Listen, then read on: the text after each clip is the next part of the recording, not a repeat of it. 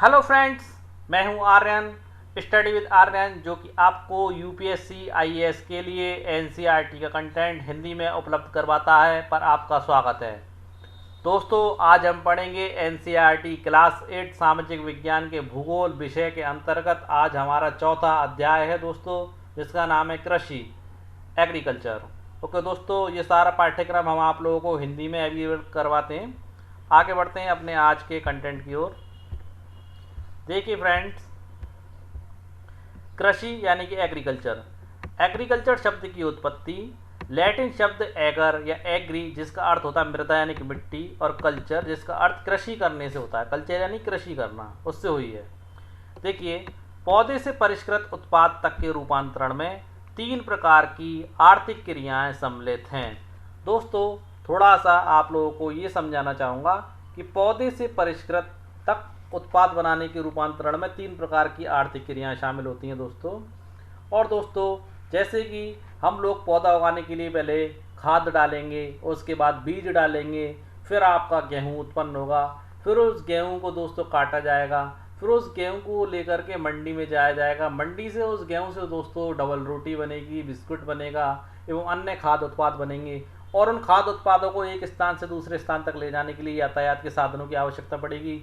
पौधे से लेकर के उत्पाद बनाने तक की इस प्रक्रिया है। इस पूरी प्रक्रिया में 3 प्रकार की आर्थिक क्रियाएं शामिल होती हैं, जिन्हें प्राथमिक, द्वितीयक और तृतीयक क्रियाओं के नाम से जाना जाता है। ओके दोस्तों, उम्मीद है आप लोग समझ गएंगे। अब देखिए, प्राथमिक क्रिया क्या है। इसमें प्राकृतिक संसाधन का उत्पादन एवं निष्कर्षण शामिल है, जैसे कि दोस्तों कृषि करना, मत्स्य पालन करना, संग्रहण यानी कि वस्तुओं को इकट्ठा करना, शिकार करना भी इसके अंतर्गत आता है। द्वितीयक क्रियाओं के अंतर्गत दोस्तों संसाधनों के प्रसंस्करण से संबंधित है, यानी कि दोस्तों गेहूं को आपको काटना, बाकी सारे काम करना, डबल रोटी बनाना, इस्पात में निर्माण करना, कपड़ा बनना। तृतीयक क्रियाओं के बारे में आप लोगों को बता चुका। ये क्रियाएं द्वितीयक और तृतीयक सेवा कार्यों में सहयोग का काम करती हैं, जैसे यातायात के साधन, ट्रांसपोर्ट के साधन उपलब्ध कराना, व्यापार, बैंकिंग आदि। आगे बढ़ते हैं दोस्तों। देखिए दोस्तों, कृषि। कृषि क्या है? एक प्राथमिक क्रिया है दोस्तों। फसलों, फलों, सब्जियों, फूलों को उगाना, पशुधन पालन इसके अंतर्गत शामिल होता है। दोस्तों, अगर पूरे विश्व की बात करें तो दोस्तों विश्व में 50% जो लोग हैं कृषि से संबंधित क्रियाओं में लगे हुए हैं, पूरे ऑल ओवर दी वर्ल्ड में। और अगर भारत की बात करें दोस्तों, तो भारत में 2/3 जनसंख्या अब तक कृषि पर निर्भर है। दोस्तों, भारत को एक कृषि प्रधान देश इसलिए ही कहा जाता है। दोस्तों, कृषि के लिए स्थलाकृति यानी कि समतल मैदान, ऐसी चीज़ जहाँ पर फसल आसानी से हो सके, उसकी आवश्यकता होती है। मृदा उपजाऊ मिट्टी की आवश्यकता होती है, जलवायु की आवश्यकता होती है, पानी की आवश्यकता होती है। तो दोस्तों, ये सारी चीज़ें इसके लिए अनिवार्य हैं। जिस भूमि पर फसलें उगाई जाती हैं वो कृषिगत भूमि कहलाती है। ओके दोस्तों। देखिए दोस्तों, एग्रीकल्चर। एग्रीकल्चर यानी कि मृदा की जुताई, फसलों को उगाना, पशुपालन का विज्ञान एवं कला, इसे खेती भी कहते हैं दोस्तों।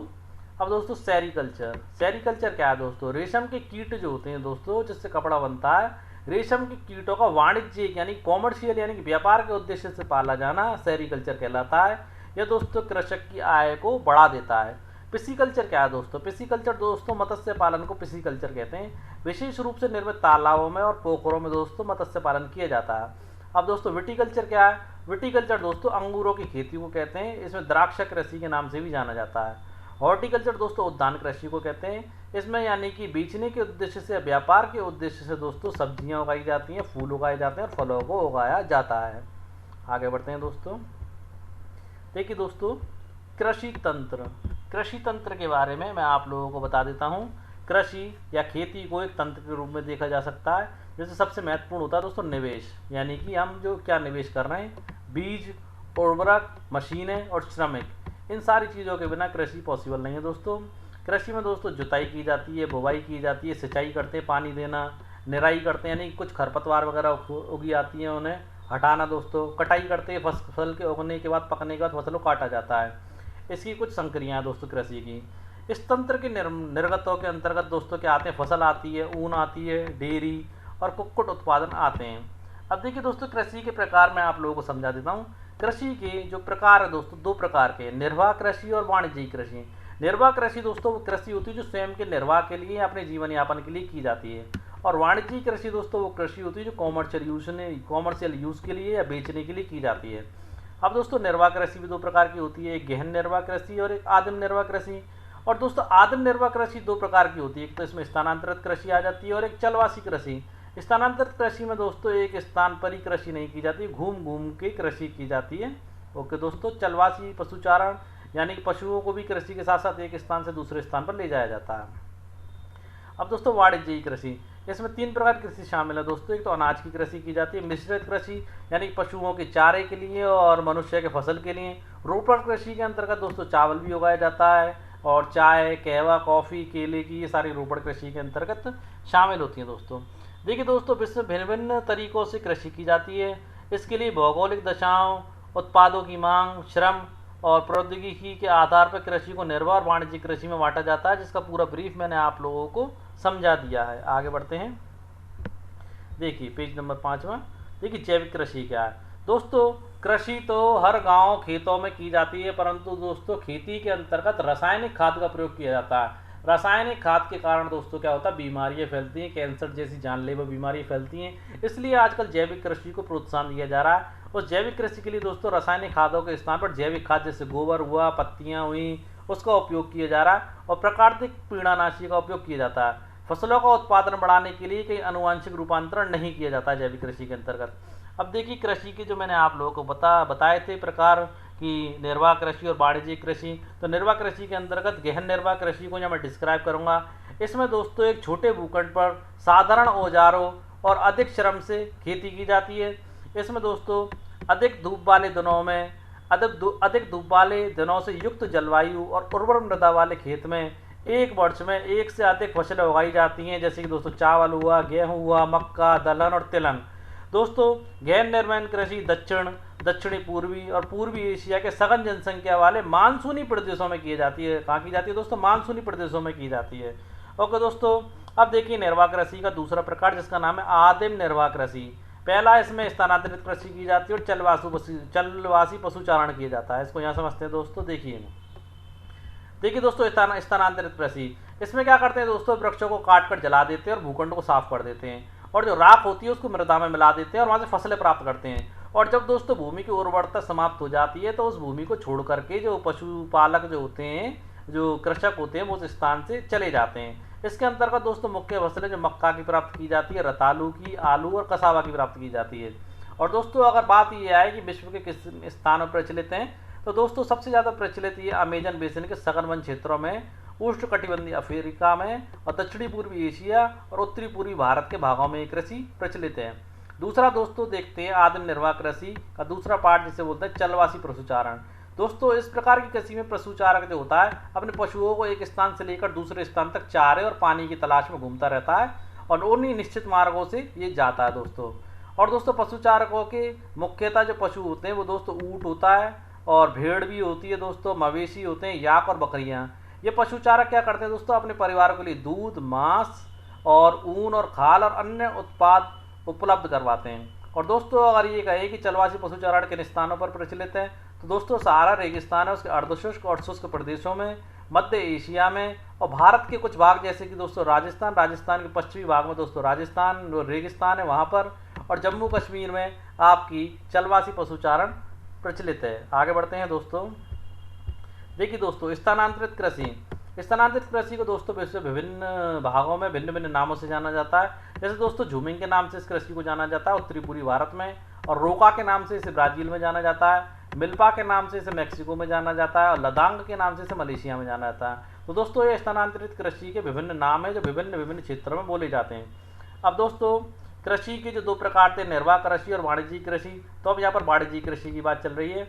दोस्तों ये क्या होता है, तो दोस्तों इस जो वाणिज्यिक कृषि होती है इसमें फसल का जो उत्पादन है, फसल उगाई जाती है और जो पशुपालन किया जाता है बाजार में विक्रय हेतु यानी बाजार में बेचने के लिए, यानी प्रॉफिट प्राप्त करने के लिए किया जाता है। इसमें विस्तृत कृषि क्षेत्र या पूंजी का उपयोग किया जाता है दोस्तों। इसमें दोस्तों अधिकांश कार्य मशीनों के द्वारा किया जाता है। दोस्तों कोई भी चीज़ हम कॉमर्शियल यानी व्यापार के लिए करेंगे तो उससे मशीनों का लगाना अत्यंत आवश्यक होता है। ये दोस्तों तीन प्रकार की होती है, वाणिज्यिक अनाज कृषि, मिश्रित कृषि और रोपण कृषि। आगे देखते हैं दोस्तों। देखिए दोस्तों वाणिज्यिक अनाज कृषि, इसमें फसलें जो होती है दोस्तों वाणिज्यिक उद्देश्य से उगाई जाती है, जैसे गेहूँ को बेचने के लिए या निर्यात करने के लिए, मक्का हुआ दोस्तों। और दोस्तों प्रमुख क्षेत्र इस फसल को उगाने वाले उत्तरी अमेरिका है, यूरोप है, एशिया के शीतोष्ण घास के मैदान अनाज कृषि के प्रमुख क्षेत्र हैं। इन फसलों का वर्धन काल दोस्तों जब इनका विकास होता है या डेवलप्ड होती हैं या कलियाँ फूटती हैं तो दोस्तों वर्धन काल को जो होता है वो अत्यधिक ठंड बाधित करती है, यानी रोकती है, और केवल एक ही फसल उगाई जा सकती है अत्यधिक ठंड में। देखिए दोस्तों अगला वाणिज्यिक कृषि का दूसरा प्रकार मिश्रित कृषि। इसमें क्या होता है दोस्तों, कृषक जो होता है अपने भोजन की भी व्यवस्था करता है और चारे की व्यवस्था करता है, जैसे भैंसों के चारे की व्यवस्था हो सके, और पशुपालन के लिए किया जाता है।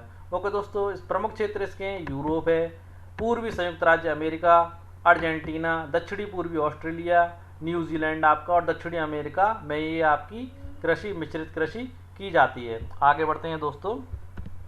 देखिए दोस्तों रोपड़ कृषि। रोपड़ कृषि के बारे में मैं आप लोगों को बता दूं, रोपड़ कृषि में कृषि होती है जिसमें फसलों को रोप कर किया जाता है। जैसे बड़े बड़े खेत होते हैं उनके अंदर पानी भरा हुआ होता है, वहाँ फसलों को रोपा जाता है, हाथ से रोपा जाता है दोस्तों। देखिए दोस्तों रोपड़ कृषि यह वाणिज्यिक कृषि यानी कॉमर्शियल कृषि का एक प्रकार है, जिसमें चाय आती है आपकी, कहवा आता है, कहवा यानी कॉफ़ी दोस्तों, काजू आता है, रबड़ भी, केला और कपास जिससे आपके वस्त्र बनाए जाते हैं, जिसे रुई का पौधा भी कहते हैं, ये एकल फसलें उगाई जाती हैं। ऐसा बड़े पैमाने पर दोस्तों श्रम की आवश्यकता होती है और पूंजी की आवश्यकता होती है। उत्पाद का प्रसंस्करण खेतों पर ही या निकट के कारखानों में किया जाता है। इस कृषि में दोस्तों परिवहन जाल की आवश्यकता होती है, क्योंकि ये सारी की सारी वाणिज्यिक कृषि हैं, यानी एक स्थान से दूसरे स्थान पर पहुंचाया जाता है, तो परिवहन जाल तो अत्यंत आवश्यक है।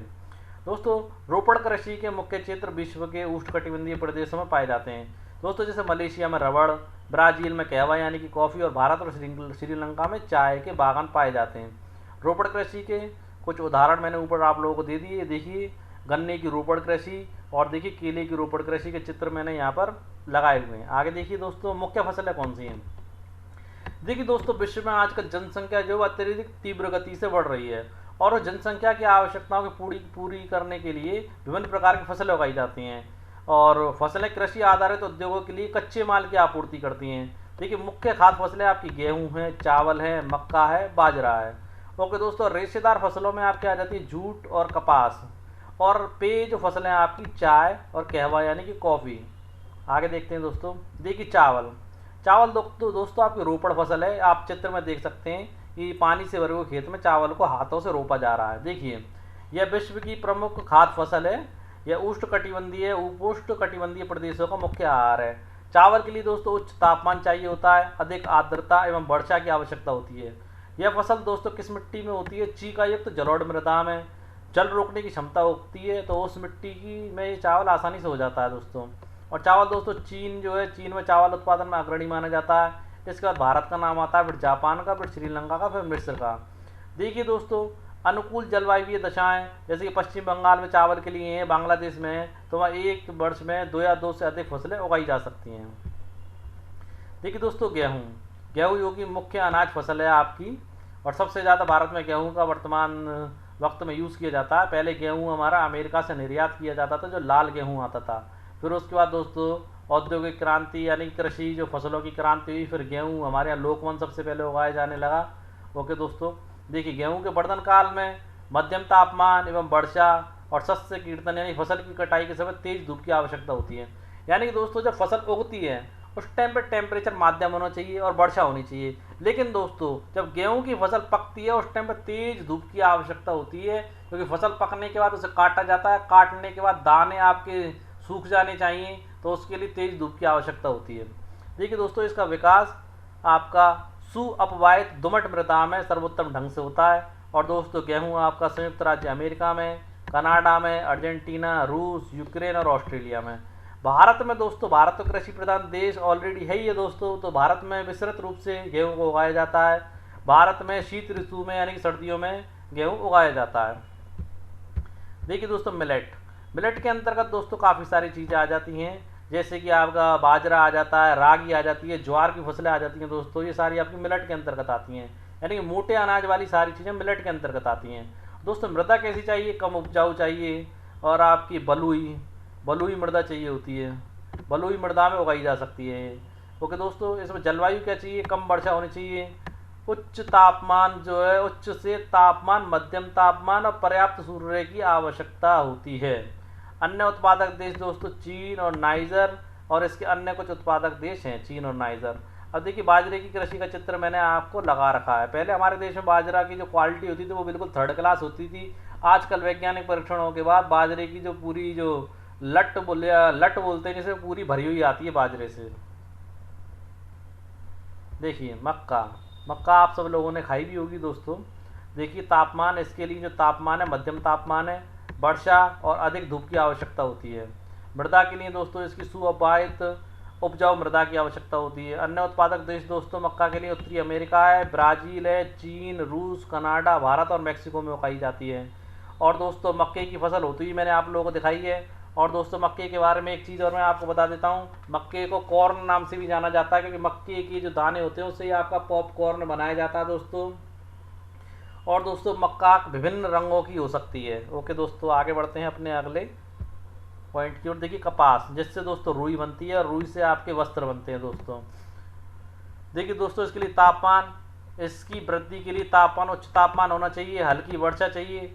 200 से आप यूँ मान के चलिए 200 से 210 पाला रहित यानी कि ओस रहित दिन चाहिए होते हैं। और तेज चमकीली धूप की दोस्तों इसमें आवश्यकता होती है।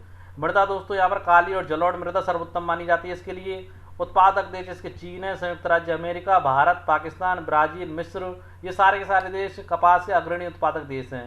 कपास दोस्तों सूती वस्त्र उद्योग के लिए एक महत्वपूर्ण कच्चा माल मानी जाती है। कपास देख सकते हैं आप, पौधे में से रुई निकलती हुई आपको दिखाई दे रही होगी। एक चीज़ और बता दूं दोस्तों, कपास एक प्राकृतिक रेशा है जो सालवेसी परिवार के कपास के पौधे के बीजों के चारों ओर उगता है। इसका उपयोग दोस्तों कपड़ा बनाने में होता है। और दोस्तों सबसे महत्वपूर्ण और इम्पोर्टेंट बात, कपास जो होती है दोस्तों उसको सफ़ेद सोना भी कहा जाता है। ओके दोस्तों, देखिए दोस्तों पटसन, इसको सुनहरा रेशा के नाम से भी जाना जाता है। और इसके लिए दोस्तों जलोढ़ मृदा सबसे अच्छी होती है, इसमें अच्छे तरीके से विकसित हो जाता है। और अगर तापमान की बात करें दोस्तों तो उच्च तापमान, भारी वर्षा, आर्द्र जलवायु की आवश्यकता होती है। और यह फसल दोस्तों उष्णकटिबंधीय क्षेत्रों में उगाई जाती है। भारत और बांग्लादेश पटसन के अग्रणी उत्पादक देश हैं। और देखिए दोस्तों पटसन की फसल कैसी होती है उसका चित्र मैंने यहाँ आप लोगों के सामने लगा दिया है। और पटसन को दोस्तों जूट भी कहते हैं। ये एक रेशेदार पौधा है जिसके तने से मजबूत रेशों का उपयोग करके दोस्तों बोरे, रस्सी, कालीन और विभिन्न प्रकार के कपड़े बनाने के लिए उपयोग में किया जाता है। और दोस्तों पटसन को एक नकदी फसल भी कहा जाता है, यानी कि बेचते ही पैसे प्राप्त हो जाते हैं। उसी प्रकार मूंगफली को भी नकदी फसल कहा जाता है, यानी कि मार्केट में ले जाएंगे, हैंड टू हैंड बिक जाएगी और पैसे प्राप्त हो जाएंगे। आगे देखते हैं कॉफ़ी। इसके लिए दोस्तों गर्म एवं आर्द्र जलवायु और सुअबायत दोमट मृदा की आवश्यकता होती है। और फसल की वृद्धि के लिए पर्वतीय ढाल जो होते हैं दोस्तों, ऐसे करके इस प्रकार के ढाल तो इन जगहों पर अगर उगा दिए जाए तो ये सर्वाधिक उपयुक्त मानी जाती है। ब्राज़ील जो है दोस्तों कॉफ़ी का अग्रणी उत्पादक है। इसके बाद आपका कोलंबिया और भारत का नाम आता है। देखिए आप लोग कॉफ़ी की फसल को देख सकते हैं, पौधे को देख सकते हैं यहाँ पर। देखिए कॉफ़ी के पौधे की खोज किसने की, तो आप लोगों को बता दूं कॉफ़ी की खोज के विषय में विभिन्न कहानियाँ मार्केट में प्रचलित हैं। पर अकॉर्डिंग टू NCERT लगभग 850 ईस्वी में काल्दी नाम का एक अरबवासी यानी कि अरब में रहने वाला व्यक्ति था, जो बकरी चराने वाला व्यक्ति था। वह अपनी बकरियों की अनोखी उछल कूद और हरकतों को देखकर परेशान था दोस्तों। एक दिन उसने भी उस सदा हरित यानी कि हमेशा हरी रहने वाले पौधे की फलियों को चक्कर देखा, जिन्हें उसकी बकरियां प्रतिदिन खाया करती थी। उसने आनंद के भाव का अनुभव करने के बाद अपनी खोज के विषय में संसार को बताया। तब पता चला दोस्तों ये कॉफ़ी का पौधा है। चाय देखिए दोस्तों, चाय बागानों में उगाई जाने वाला एक पेय पदार्थ है। कॉफ़ी भी पेय पदार्थ है दोस्तों। इसकी कोमल पत्तियों की वृद्धि के लिए दोस्तों ठंडी जलवायु चाहिए और वर्ष भर समवितरित उच्च वर्षा यानी समान रूप से वितरित उच्च यानी कि हाई वर्षा की आवश्यकता होती है। इसके लिए दोस्तों सुअपवाहित दोमट मृदा और मंद ढाल की आवश्यकता होती है। पत्तियों को चुनने के लिए अधिक संख्या में श्रमिकों की आवश्यकता होती है। चाय के बागानों का चित्रण मैंने यहाँ पर दिया गया है, या महिलाएं पुरुष चाय की पत्तियों को चुन रही हैं। चाय की फसल भी आपकी रोपड़ कृषि के अंतर्गत आती है। ओके दोस्तों, देखिए कृषि का विकास। देखिए कृषि का विकास का जो संबंध है वो बढ़ती हुई जनसंख्या से, क्योंकि वर्तमान में जनसंख्या बढ़ रही है और मांग भी बढ़ रही है, तो कृषि के उत्पादन को बढ़ाने की दिशा में प्रयास किए जा रहे हैं दोस्तों। और दोस्तों देख सकते हैं कई तरीकों से प्राप्त किया जा सकता है कृषि के उत्पादन को। देखो जैसे बोए गए क्षेत्र में विस्तार करके, बोई जाने वाली फसलों की संख्या बढ़ाकर, सिंचाई की सुविधाओं में सुधार करके उर्वरकों और उच्च उपज देने वाले बीजों का प्रयोग करके भी कृषि में विकास किया जा सकता है। और देखिए कृषि में मशीनों का भी प्रयोग कर सकते हैं, और कृषि के विकास का एक अन्य पहलू मशीनों का प्रयोग करना भी है। कृषि के विकास का जो चरम लक्ष्य जो दोस्तों माना जाएगा वो खाद्य सुरक्षा को माना जाएगा। ओके दोस्तों, यानी प्रत्येक व्यक्ति को खाद्य यानी कि अन्न अनाज खाने के लिए मिल सके। देखिए कृषि का विकास विश्व के विभिन्न भागों में विभिन्न गतियों से हुआ है। अधिक जनसंख्या वाले विकासशील देश अधिकतर गहन कृषि करते हैं, जहाँ छोटी जोतें और सामान्यतः जीविकोपार्जन के लिए फसलें उगाई जाती हैं। बड़ी जोतें वाणिज्यिक कृषि के लिए अधिक उपयोगी होती हैं दोस्तों, जैसे संयुक्त राज्य अमेरिका में, कनाडा में और ऑस्ट्रेलिया में। उम्मीद है आप लोग इस चैप्टर को अच्छे से समझ गए होंगे। हमारी आज की वीडियो आप लोगों को कैसी लगी ये कमेंट में ज़रूर बताएं। और दोस्तों प्लीज़ चैनल को सब्सक्राइब करना ना भूलें। चैनल को सब्सक्राइब करने से दोस्तों एक मोटिवेशन प्राप्त होता है, इसलिए चैनल को सब्सक्राइब जरूर करें दोस्तों। आज की वीडियो आप लोग कैसी लगाई कमेंट में ज़रूर बताएं दोस्तों। जय हिंद दोस्तों, कल फिर मिलते हैं अपनी एक नई वीडियो के साथ।